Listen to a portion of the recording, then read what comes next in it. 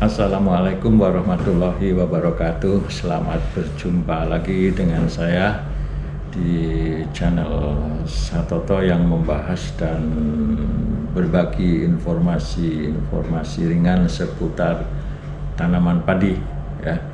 Di hari ini informasinya termasuk di bawah ringan. Gak ringan.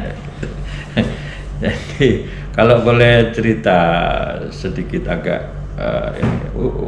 semua usaha apapun di seputar tanaman padi itu kan goalnya, muaranya adalah peningkatan produksi padi nasional ya.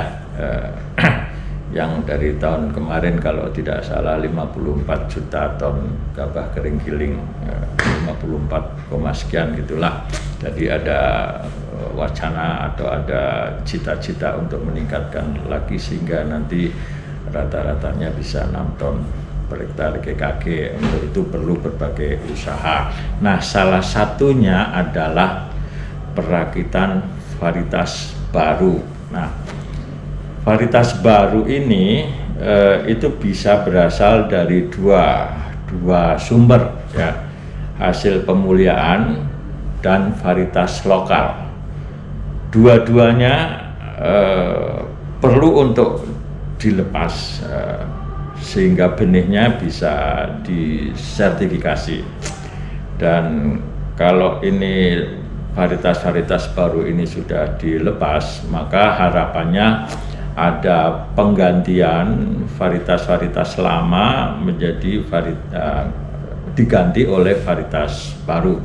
Jadi dari sekitar luas areal tanam taruhlah 10 juta hektar itu misalnya diganti 25% ya, sehingga ada 2.500.000 hektar itu akan ditempati oleh varietas baru ya, baru. Nah, penggantian varietas baru ini tentu memerlukan benih ya, dari semua kelas, yang dari sejak dilepas sampai menduduki areal yang ditargetkan tentu perlu proses yang agak panjang, melibatkan produsen benih yang cukup banyak. Nah, berangkat dari berbagai permasalahan di lapangan,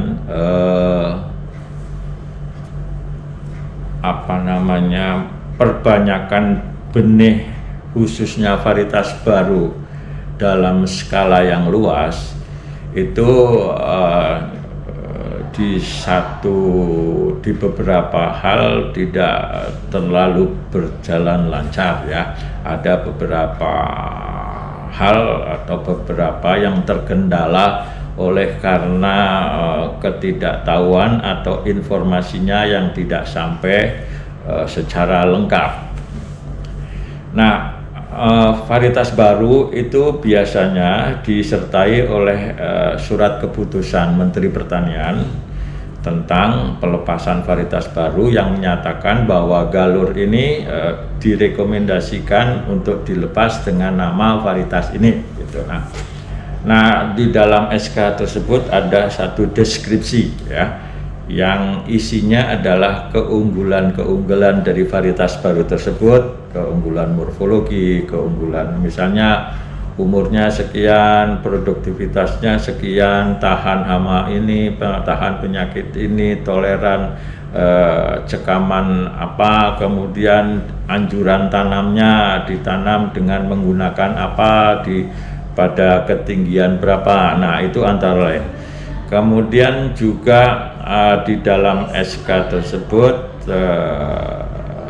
disebut nama pemulia dan juga nama teknisinya ya. Pemulianya siapa nih varietas yang baru ini? Nah, pemulia inilah yang salah satu tugasnya adalah memverifikasi melalui penandatanganan atau tanda tangan di setiap label sertifikasi yang dikeluarkan untuk varietas yang bersangkutan, ya. Biasanya di kelas yang paling atas, ya, label kuning atau